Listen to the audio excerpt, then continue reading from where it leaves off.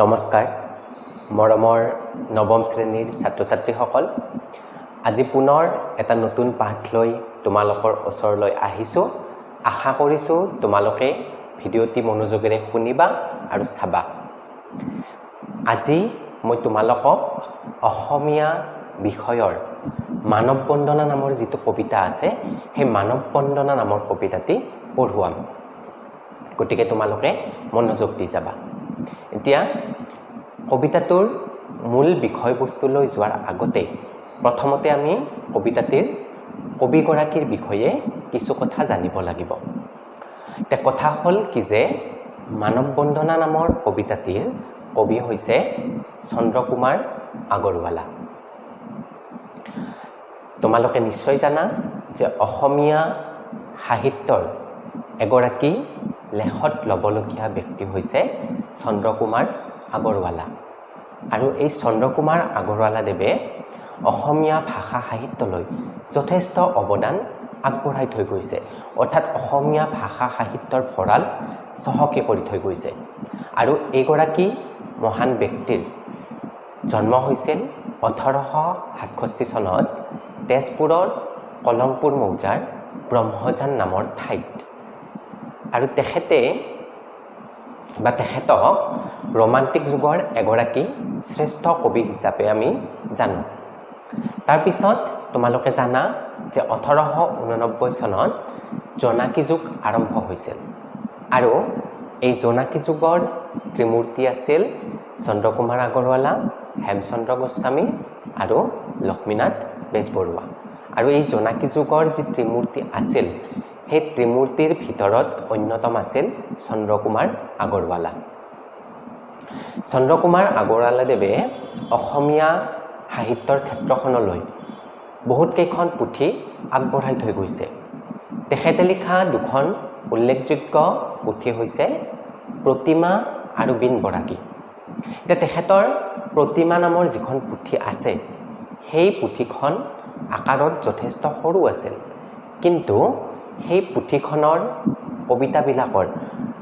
যি শব্দ গাঁথনি বা কবিতাৰ যিবিলাক ভাৱ সেয়া অতিশয় মধুৰ বা অতি ভাল লগা আছিল আৰু যাৰ কাৰণে তেখেতৰ এই প্ৰতিমা পুথিখন সম্পৰ্কত লক্ষ্মীনাথ বেজবৰুৱাই এটা মন্তব্য আগবঢ়াইছিল আৰু সেই মন্তব্যটো হৈছে যে তেওঁ কৈছিল প্ৰতিমাখন সৰু কিন্তু নিভাঁজ সোণৰ এইটো হৈছে লক্ষ্মীনাথ বেজবৰুৱাৰ প্ৰতিমা পুথি সম্পৰ্কত মন্তব্য এতিয়া তেনেদৰে কিয় কৈছিল কাৰণ এই প্ৰতিমা পুথিখন যদিও আকাৰত সৰু আছিল ইয়াৰ কবিতাবিলাক ইমান বেছি ভাল লগা আছিল যাৰ কাৰণে নিভাঁজ সোণৰ লগত তুলনা কৰিছে কোনো ধৰণৰ ভেজাল নথকা সোণ তাৰপিছত তেখেতে বহুত কেইখন কাকত আলোচনী সম্পাদনা কৰিছিল তাৰ ভিতৰত জোনাকী সাদিনীয়া অসমীয়া বিশেষভাৱে উল্লেখযোগ্য আৰু এনেদৰে তেওঁ অসমীয়া সাহিত্যৰ ক্ষেত্ৰখনলৈ বিভিন্ন ধৰণৰ অৱদান আগবঢ়াই থৈ গৈছে আৰু সমাজখনক আগবঢ়াই লৈ যোৱাৰ ক্ষেত্ৰত তেওঁ গুৰুত্বপূৰ্ণ ভূমিকা পালন কৰিছিল তাৰপিছত এনেদৰে বিভিন্ন অৱদান আগবঢ়াই 1938 চনত এইগৰাকী মহান ব্যক্তিৰ মৃত্যু হৈছিল গতিকে আমি যদি থুলমূলভাৱে চাবলৈ যাওঁ এইখিনি হৈছে চন্দ্ৰকুমাৰ আগৰৱালাৰ বিষয়ে কিছু কথা গতিকে মৰমৰ ছাত্ৰ ছাত্ৰীসকল তোমালোকে এইখিনি নিশ্চয় বুজিব পাৰিছা গতিকে এতিয়া আমি মূল কবিতাটোৰ বিষয়বস্তুলৈ যাওঁ এতিয়া কবিতাটোৰ নামেই হৈছে মানৱ বন্দনা গতিকে কবিতাটোৰ লিখকে যে লিখিছে কবিয়ে যে লিখিছে তাৰ উদ্দেশ্য কি আমি জানিব লাগিব আমি কবি পৰিচয়ৰ কথা গম পালোঁ এতিয়া কবিতাটো যে মানৱ বন্দনা হিচাপে কবিয়ে লিখিলে তাৰ উদ্দেশ্যনো কি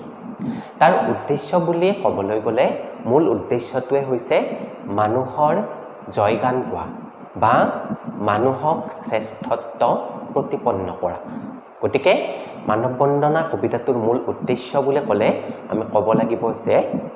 মানুহক শ্ৰেষ্ঠত্ব প্ৰতিপন্ন কৰিবলৈ বিচৰাটোৱেই হৈছে মানৱ বন্দনা কবিতাটোৰ মূল উদ্দেশ্য তাৰপিছত এতিয়া আমি আহিম কবিতাটোৰ মূল সাৰাংশলৈ এতিয়া ইয়াতে চাবা কি কৈছে আহিছে মানুহ গৈছে মানুহ মানুহ ময়াপী জীৱ মানুহ সোতৰ অন্ত নাইকিয়া বুলিলে মৰত কিয় এতিয়া প্ৰথম দফাটোত কি কৈছে যে আহিছে মানুহ গৈছে মানুহ মানে আমাৰ পৃথিৱীখনলৈ অনেক সময়ত অনেক মানুহ আহিছে মানে আমাৰ পৃথিৱীখনলৈ মানুহৰ যিটো অহা যোৱাৰ সোঁত এইটো নৈৰ সোঁতৰ নিচিনা মানে মানুহৰ অহা যোৱাৰ সোঁতটোৰ কেতিয়াও অন্ত নাই তাৰ মানে ইয়াত এইটো কথাই বুজাব বিচাৰিছে যে মানুহ এই পৃথিৱীত কেতিয়াও চিৰস্থায়ী নহয় মানে আমি যেতিয়া এই পৃথিৱীলৈ জন্ম লাভ কৰি এই পৃথিৱীত আমি আহিছোঁ গতিকে আমি এদিনাখন এই পৃথিৱীৰ পৰা আঁতৰি যাব লাগিব অনিচ্ছা সত্ত্বেও আমি এই পৃথিৱীৰ পৰা আঁতৰি যাব লাগিব কিয়নো এই পৃথিৱীত কোনোই চিৰস্থায়ী নহয় গতিকে ইয়াতে সেইটো কথাই কৈছে আৰু কৈছে যে মানুহ ময়াপী জীৱ মানে মানুহে এই পৃথিৱীখনলৈ মাত্ৰ মায়া লগাবলৈহে যেন আহে মায়া লগাই আৰু মায়া লগাই থৈ এই পৃথিৱীৰ পৰা আকৌ গুচি যায় আৰু এই মানুহৰ যিটো সোঁত এই সোঁতটোৰ কেতিয়াও এই মৰতত অন্তই নাই বুলি কৈছে কেতিয়াও অন্ত নাই মানুহ আহি আছে আৰু গৈ আছে যেহেতুকে আমাৰ জন্ম আছে গতিকে আমাৰ মৃত্যুও অৱশ্যম্ভাৱী গতিকে আমি এই পৃথিৱীৰ পৰা এদিন নহয় এদিন যে আঁতৰি যাবই লাগিব সেই কথাটোৱে ইয়াত কৈছে কবিয়ে তাৰপিছত কি কৈছে চাবা মানৱী জনম দিয়া উটুৱাই মানৱী কৰম হতে মানুহৰ মৰম বুজিব মানুহে ধৰম যে মৰততে আৰু কৈছে যে আমি হৈছোঁ জীৱশ্ৰেষ্ঠ মানৱ আমি মানুহ হিচাপে এই পৃথিৱীলৈ আহিছোঁ গতিকে আমি জীৱশ্ৰেষ্ঠ আমাক জীৱশ্ৰেষ্ঠ বুলি কোৱা হয় গতিকে আমি যিহেতুকে এই পৃথিৱীত জীৱশ্ৰেষ্ঠ হিচাপে আছোঁ গতিকে এই পৃথিৱীত থাকি আমি কি কৰিব লাগিব মানুহৰ কৰ্ম কৰিব লাগিব মানে ভাল কৰ্ম কৰিব লাগিব সেইকাৰণে কৈছে যে মানৱী জীৱন আমি ভাল কৰ্মৰ জৰিয়তে আগবঢ়াই লৈ যাব লাগিব মানে মানুহক মৰম কৰিব লাগিব মানুহক চেনেহ কৰিব লাগিব মানুহৰ দুখ দুৰ্দশা এই সকলোবিলাক আমি বুজি পাব লাগিব মৰ্মে মৰ্মে উপলব্ধি কৰিব লাগিব আৰু মানুহক আমি বিপদে আপদে সহায় কৰিব লাগিব কিয়নো আমি যদি বিপদত পৰা মানুহ এজনক সহায় নকৰোঁ বা আমি আগবাঢ়ি নাযাওঁ তেতিয়াহ'লে আমি কেতিয়াও নিজকে জীৱশ্ৰেষ্ঠ বুলি গৌৰৱ কৰিব নোৱাৰিম বা ক'ব নোৱাৰিম গতিকে আমি জীৱশ্ৰেষ্ঠ হিচাপে যেনেকৈ গৌৰৱ কৰোঁ ঠিক তেনেধৰণে আমাৰ কামবিলাকো মানৱ দৰদী হ'ব লাগিব আমি মানুহক ভাল পাব শিকিব লাগিব তেতিয়াহে আমি নিজকে জীৱশ্ৰেষ্ঠ বুলি ক'ব পাৰিম সেইটো কথাই এই দফাটোত কবিয়ে বুজাইছে তাৰপিছত কি কৈছে চাবা মানুহেই লগ মানুহেই সংগ মানুহেই পৰাৎপৰ এই যে পৃথিৱী স্বৰ্গটো অধিক মানুহৰ নিজাপি ঘৰ আৰু কি কৈছে যে মানুহেই লগ মানুহেই সংগ এই পৃথিৱীত আমি মানুহ পাম আমি যেতিয়া বিপদত পৰিম তেতিয়াহ'লে আমাক মানুহেই সহায় কৰিব লাগিব গতিকে আমি সেই কথাটো বুজি পাব লাগিব আজি যদি মই আনক সহায় নকৰোঁ তেতিয়াহ'লে তাৰ পৰৱৰ্তী সময়ছোৱাত যদি মই বিপদত পৰোঁ তেতিয়াহ'লে মোকো সহায় কৰিবলৈ কোনো নাহিব পাৰে গতিকে আমি বিপদত পৰাজনক সদায় সহায় কৰিবলৈ আগবাঢ়ি যাব লাগিব কিয়নো আমি মানুহ গতিকে আমি মানুহৰ কৰ্ম কৰিব লাগিব আৰু মানুহক আমি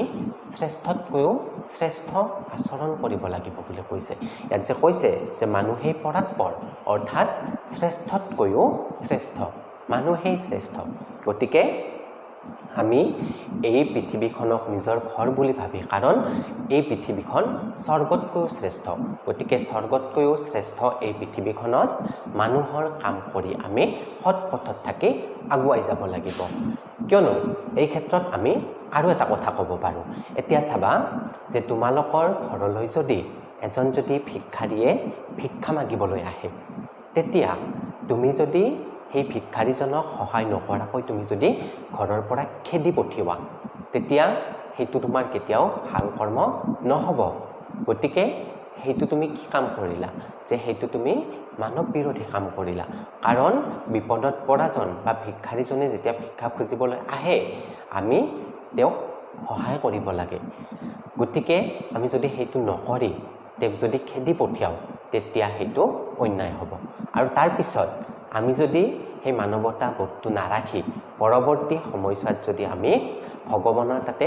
মন্দিৰত গৈ পূজা কৰি থাকোঁ দিনৰ পিছত দিন, সেই পূজা কৰি থাকিলে কিন্তু কোনো লাভ নহ'ব। আমি যদি মানুহক সহায় নকৰোঁ, মানুহক যদি আমি সেৱা প্ৰতিপন্ন কৰিব বিচাৰোঁ, মানুহক যদি আমি ভাল দৃষ্টিৰে নাচাওঁ, তাৰপিছত আমি ভগৱানক পূজা কৰি থাকি জানো কিবা লাভ আছে? তেতিয়া সেই মুহূৰ্তত কিন্তু ভগৱানেও আমাক সহায় কৰিবলৈ আগবাঢ়ি নাহিব। গতিকে সেই কথাটো আমি বুজি পোৱা উচিত। তাৰপিছত চাবা,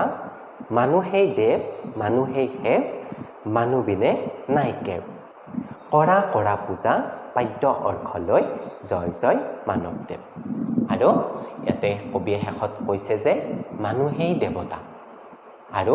সেৱা কৰোঁতাজনো মানুহেই। গতিকে আমি কি কৰিব লাগে? মানুহকেই দেৱতা জ্ঞান কৰিব লাগে আৰু মানুহক আমি সেৱা কৰিব লাগে। কাৰণ মানৱ সেৱাই হৈছে আমাৰ প্ৰকৃত ধৰ্ম। গতিকে মানৱ সেৱাত প্ৰকৃত ধৰ্ম নিহিত হৈ আছে। গতিকে আমি মানুহক সেৱা কৰিব লাগে, মানুহক দেৱতা জ্ঞান কৰিব লাগে। আৰু মানুহৰ বাহিৰেতো আৰু ইয়াত শ্ৰেষ্ঠ একোৱেই নাই। তাৰপিছতে পূজাও মানুহক কৰিব লাগে বুলি কৈছে। আমি ভগৱানক বিশ্বাস কৰিব লাগে, এনেকুৱা নহয় যে আমি ভগৱানক বিশ্বাস নকৰিম, ভগৱানকো বিশ্বাস কৰিব লাগে। কিন্তু আমি মানুহক সেৱা কৰিব লাগে, ভগৱানৰ প্ৰতি অন্তৰত বিশ্বাস ৰাখিব লাগে, যিহেতু তেওঁ এক নেদেখা শক্তি। গতিকে সেই শক্তিটোকো আমি বিশ্বাস কৰিব লাগে। কিন্তু আমি মানুহ হিচাপে মানুহৰ কাম কৰি মানুহক সহায় কৰিব লাগে। আৰু পাদ্য অৰ্ঘ বিভিন্ন পূজাৰ উপকৰণবিলাক লৈ আমি মানুহক পূজা কৰি মানুহৰ জয় গান গাব লাগে। মানুহৰ জয় গান গাই আমি সমাজখনক আগবঢ়াই নিবলৈ প্ৰয়াস কৰিব লাগে। গতিকে সেইখিনি কথা ইয়াতে কৈছে। শেষত যে কবিয়ে কৈছে যে জয় জয় মানৱদেৱ, মানে মানুহৰ জয় গান গাবলৈ উপদেশ দিছে। গতিকে কবিতাটোৰ মূল কথাটোৱে সেইটো। মই উদ্দেশ্যটো তোমালোকক আগতে ক'লোৱেই। গতিকে কবিতাটো আমি গোটেইখিনি পঢ়ি এইটো কথাই বুজোঁ যে মানুহ যে এই পৃথিৱীৰ শ্ৰেষ্ঠ, মানুহকে যে আমি সদায় সহযোগ কৰিব লাগে, মানুহৰ লগত আমি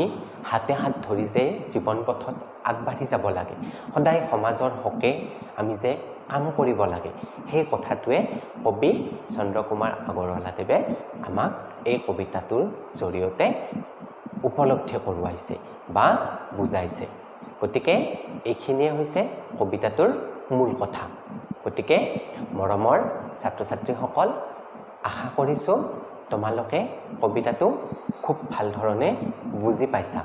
তথাপি ইয়াৰ মাজতো যদি তোমালোকৰ কিবা নুবুজা থাকে তেতিয়াহ'লে তোমালোকে মোক সুধিব পাৰিবা। গতিকে আকৌ এনেকুৱা ধৰণৰ নতুন নতুন ভিডিঅ' পাই থাকিবলৈ, প্ৰতিটো পাঠৰ ভিডিঅ'